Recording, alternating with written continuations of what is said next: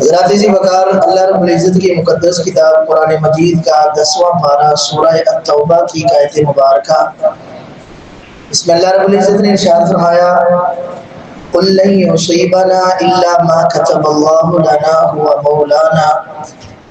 حضور آپ ارشاد فرما دیجئے لَن يُصِيبَنَا إِلَّا مَا كَتَبَ اللَّهُ لَنَا، ہمیں کوئی بھی مصیبت یا آفت نہیں آ سکتی سوائے اس کے کہ جو اللہ نے ہمارے لیے لکھ رکھی ہے، وہ مولانا، وہی ہمارا کارساز ہے، وعلی اللہ فلیتوکل المؤمنون، اور اللہ کے اوپر ہی ایمان والوں کو بھروسہ اور توکل رکھنا چاہیے۔ حضرات ذی وقار،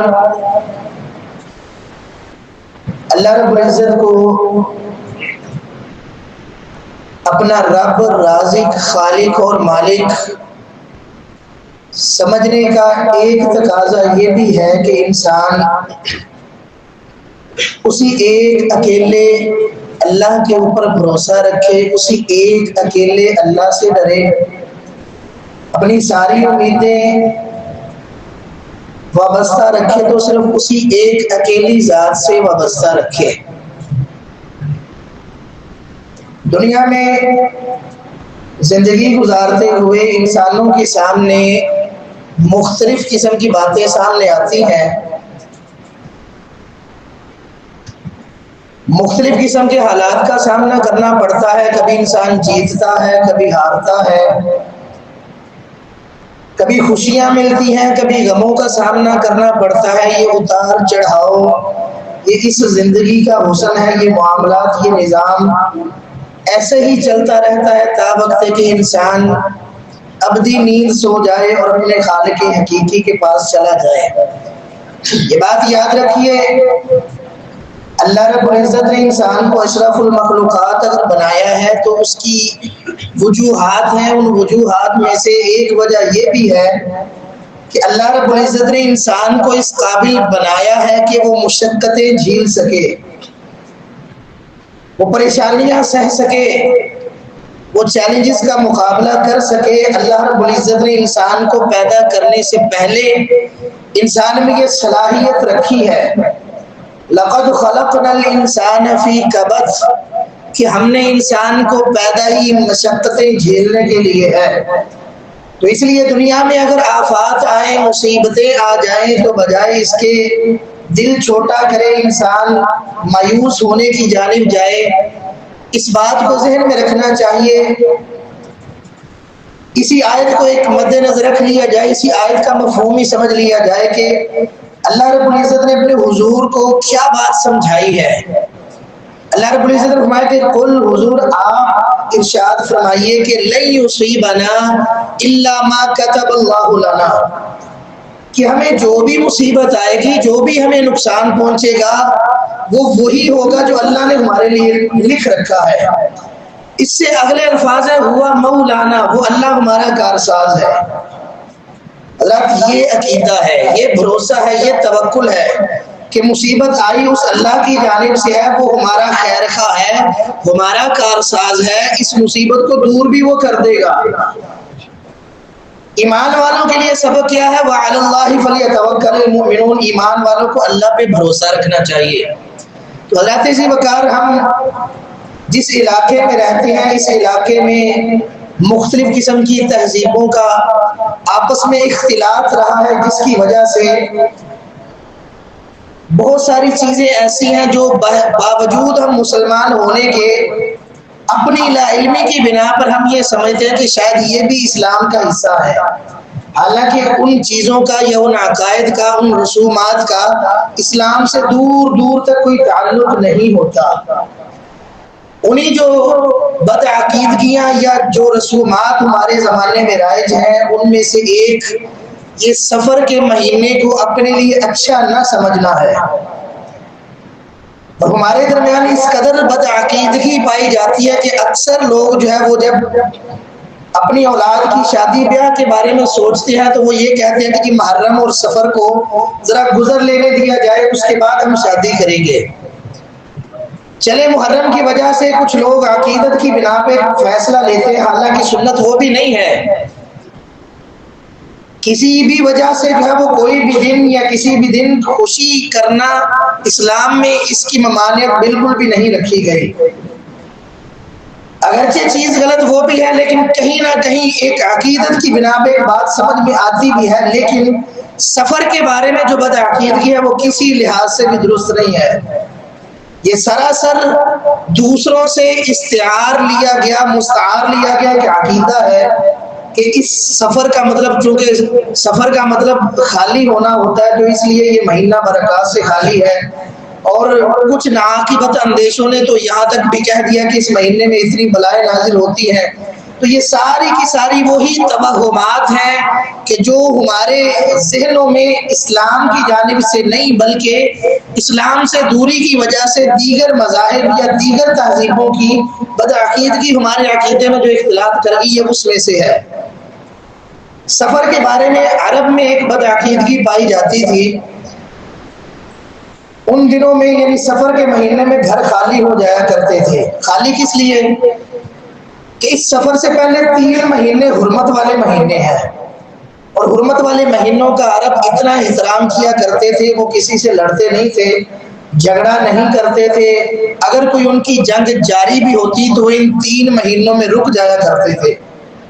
اس قدر امن و سکون ہو جاتا تھا، لوگ اپنے گھروں میں آ جاتے تھے، کوئی کسی سے لڑتا نہیں تھا، لڑائی میں پہل بھی نہیں کرتا تھا. اگر کوئی لڑتا بھی تو کوئی اس کا جواب بھی نہیں دیتا تھا. اس قدر امن و سکون ہو جایا کرتا، لوگ اپنے گھروں کے اوپر توجہ دیا کرتے.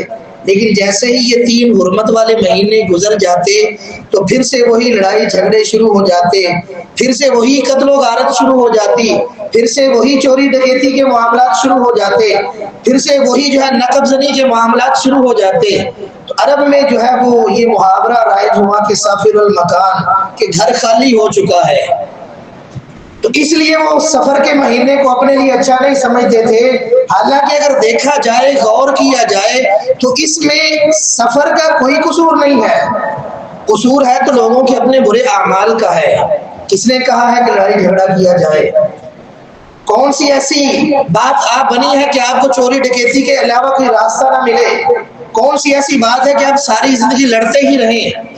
امن و سکون کرنا چاہیے. اسلام نے ہمیں امن و سکون کا درس دیا ہے.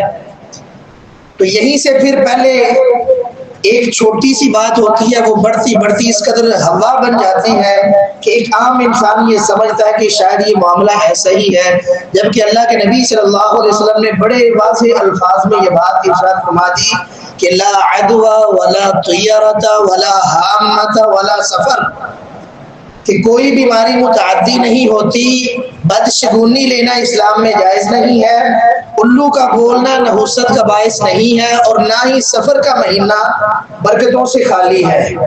تو برکات کا حصول ہو یا پھر انسان کے لیے پریشانیوں کا سبب ہو، بہت حد تک، زیادہ حد تک انسان کا اپنا عمل دخل ان باتوں میں ہوتا ہے. اس کے اپنے اعمال کی بدولت ہی اسے برکات ملا کرتی ہے، اور اس کی اپنی حرکات کی وجہ سے ہی انسان کے اوپر مصیبتیں آیا کرتی ہیں. اللہ نے یہ بات قرآن مجید میں مختلف انداز سے بیان فرمائی. فرمایا کہ وما اصابکم من مصیبت فبما کسبت ایدیکم ویعفو عن کثیر، کہ جب بھی تمہارے اوپر کوئی مصیبت آتی ہے یہ تمہارے اپنے ہاتھوں کی کمائی کا نتیجہ ہے. ویعفو عن کثیر، اللہ بہت سی برائیوں سے، انسان کی خطاؤں سے ویسے ہی اللہ درگزر کر دیتا ہے. اور اللہ رب العزت نے یہ بھی بیان فرمایا کہ وَلَنُذِيقَنَّهُم مِّنَ الْعَذَابِ الْأَدْنَىٰ دُونَ الْعَذَابِ الْأَكْبَرِ لَعَلَّهُمْ يَرْجِعُونَ، ہم دنیا والوں کو بڑے عذاب سے پہلے چھوٹی چھوٹی سزاؤں میں مبتلا کرتے ہیں. کس لیے؟ لعلہم یرجعون، تاکہ ابھی زندگی میں اس دنیا میں ان کے پاس موقع ہے، مہلت ہے، چانس ہے، وہ اللہ کی جانب راغب ہو کے رجوع کر لیں، سچے دل سے اس کے بندے بن جائیں تو وہ بڑے عذاب سے بچ جائیں گے. لیکن اگر بار بار یہاں پہ بھی انسان عذاب سہتا رہے، پریشانیوں میں رہے، اس کے باوجود اپنی اصلاح نہ کرے، رجوع نہ کرے اللہ کے ساتھ، تو پھر وہ یقیناً بڑے عذاب کا بھی مستحق ٹھہرے گا. تو اللہ رب العزت نے یہی بات بیان فرمائی کہ ظہر الفساد فی البر والبحر بما کسبت ایدی الناس، کہ خشکی ہو یا پانی ہو، فساد برپا ہوتا ہے لوگوں کے اپنے ہاتھوں کی کمائیوں کے بدولت، اور اللہ اس لیے یہ نظام خراب کرتا ہے لیذیقہم بعض الذی عملوا، تاکہ اللہ لوگوں کو ان کے کچھ اعمال کا جو انجام ہے وہ دکھائے۔ اور وہاں پہ بھی مقصد یہی بیان کیا گیا کہ لعلہم یرجعون، تاکہ وہ رجوع کر سکیں۔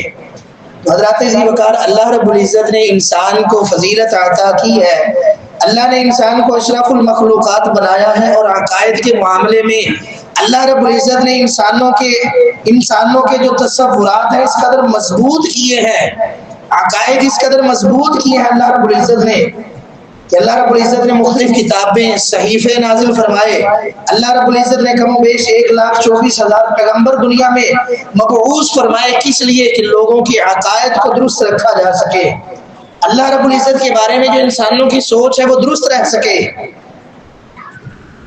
تو اللہ کے نبی صلی اللہ علیہ وسلم نے یہ خاص کر کے بدشگونی، کسی کو اپنے لیے نحوست کا باعث سمجھنا، اور عام طور پہ یہ جملے کہہ دیے جاتے ہیں کہ پتہ نہیں آج کس کا چہرہ دیکھ لیا ہے، کہ میرا ہر کام ہی الٹا ہوا جا رہا ہے، مجھے ہر کام میں نقصان ہو رہا ہے۔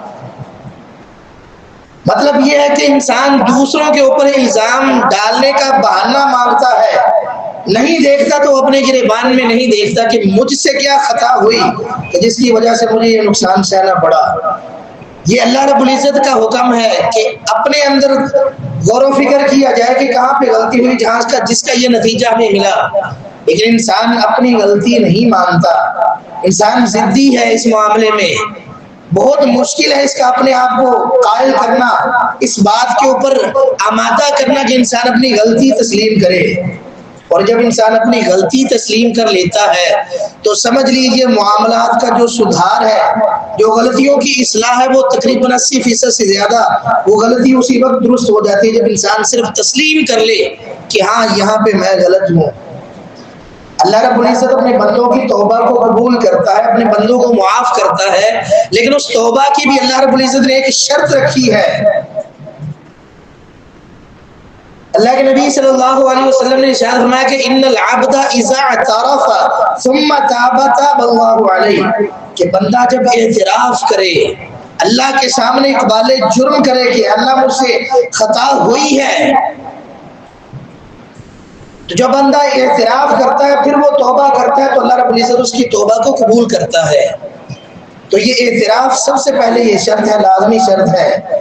ہم نے یہ بڑا آسان طریقہ نکال لیا کہ آج پتہ نہیں کس کا چہرہ دیکھ لیا، سریعام کسی کو کہہ دیا کہ تم تو ہو ہی منحوس۔ یہ جملے کس قدر خطرناک ہیں، ہماری زبان سے نکلے ہوئے الفاظ اس قدر زہریلے بھی ہو سکتے ہیں کہ ان کو اگر سمندر میں ملا دیا جائے تو سارے کا سارا سمندر کھارا ہو جائے۔ اس لیے بولنے سے پہلے انسان کو سوچ لینا چاہیے، ایک جملہ انسان کو جہنم میں لے جانے کے لیے کافی ہوتا ہے۔ اللہ کے نبی صلی اللہ علیہ وآلہ وسلم نے ارشاد فرمایا کہ ایک بندہ ساری زندگی نیک اعمال کرتا ہے اور اس کے نیک اعمال کی وجہ سے وہ بندہ جنت کے اتنا قریب ہو جاتا ہے کہ اس کے اور جنت کے درمیان صرف ایک بالشت کا فاصلہ رہ جاتا ہے، لیکن وہ اپنی زبان سے ایسا کوئی جملہ کہہ دیتا ہے کہ جو اپنی نظر میں اس کا کوئی وزن نہیں سمجھتا، اس کا کوئی مطلب سمجھتا نہیں ہے، لیکن اللہ رب العزت کو وہ سخت ناراض کر دینے والا جملہ ہوتا ہے۔ نتیجہ کیا ہوتا ہے کہ اسی ایک جملے کی وجہ سے وہ جو انسان جنت کے بالکل کنارے پہ پہنچ چکا تھا، اس کے دروازے میں داخل ہونے ہی والا تھا کہ عین جہنم کے درمیان آ گرتا ہے۔ اس لیے اللہ رب العزت نے جو ہمیں زبان عطا کی ہے، اس کو قابو میں رکھنا یہ ہمارے اپنے بس میں ہے۔ اس کو قابو میں رکھ لیں گے تو انشاءاللہ جنت کے راستے آسان ہے، ورنہ اللہ کے نبی صلی اللہ علیہ وسلم نے فرمایا کہ اکثر قیامت کے دن زیادہ لوگوں کو ان کے چہروں کے بل گھسیٹ کر جہنم میں اسی لیے ڈالا جائے گا کہ ان کی زبانیں ایسی ایسی باتیں بولتی تھی کہ جس کی وہ پرواہ نہیں کرتے تھے۔ تو جب یہ جملے کہہ دیے جاتے ہیں تو اللہ کے نبی صلی اللہ علیہ وآلہ وسلم نے ایک بات ارشاد فرمائی کہ من ردته الطیرۃ عن حاجته فقد اشرک، کہ جو آدمی اپنے کسی کام جا رہا تھا لیکن کسی بدشگونی کی وجہ سے وہ اپنے کام سے رک گیا تو فقد اشرک، اس نے شرک کیا۔ کہ جی میں نے کالی بلی دیکھ لیا، میں نے 13 نمبر کا ہنسا دیکھ لیا ہے، میں نے ٹوٹا ہوا کانچ دیکھ لیا ہے. تو یہ ساری چیزیں، یہ ساری بدعقیدگیاں، یہ ساری نحوستیں جب انسان اپنے ذہن میں پال لیتا ہے تو اللہ کے نبی صلی اللہ علیہ وسلم فرمایا کہ وہ آدمی شرک کر رہا ہے. آپ نے 3 مرتبہ ارشاد فرمایا کہ الطیرۃ شرکن، الطیرۃ شرکن، الطیرۃ شرکن، کہ بدشگونی لینا، کسی چیز کو اپنے لیے نحوست سمجھنا، یہ اللہ رب العزت کی ذات کے ساتھ شرک ہے، یہ شرک ہے، یہ شرک ہے. جہاں تک مہینے کی بات ہے تو اللہ کے نبی صلی اللہ علیہ وسلم نے ارشاد فرمایا، حدیث قدسی ہے، حدیث قدسی کا مطلب کہ الفاظ اللہ رب العزت کی جانب سے ہے، مفہوم اللہ رب العزت کی جانب سے ہے، لیکن الفاظ اللہ کے نبی صلی اللہ علیہ وسلم کے ہیں. اللہ رب العزت جو وحی نازل کرتا ہے، کچھ وحی قرآن مجید کی زینت بنتی رہی ہے اور کچھ وحی اللہ کے نبی صلی اللہ علیہ وسلم کی زبان اطہر کا حصہ بنتی رہی. تو حدیث قدسی میں یہ ہے کہ الفاظ اور مفہوم اللہ کی جانب سے ہے، لیکن اس کو پیرائے میں بیان اللہ کے نبی صلی اللہ علیہ وسلم نے کیا ہے، وہ بات قرآن مجید کا حصہ نہیں ہے. کہ اللہ تعالیٰ فرماتے ہیں کہ یؤذی ابن آدم، آدم کا بیٹا مجھے اذیت دیتا ہے. اذیت کا مطلب ہے کہ ٹارچر کرنا، پریشان کرنا، کسی کو ذہنی طور پہ زچ کر دینا. فرمایا کہ ابن آدم مجھے اذیت دیتا ہے. اذیت کس بات سے؟ کہ یسب الدہر، وہ زمانے کو برا بھلا کہتا ہے. اور اللہ رب العزت نے فرمایا کہ وَأَنَا الدَّهْرُ، زمانہ میں ہوں. بِيَدِ الْأَمْرِ، میرے ہاتھ میں یہ سارا معاملہ ہے.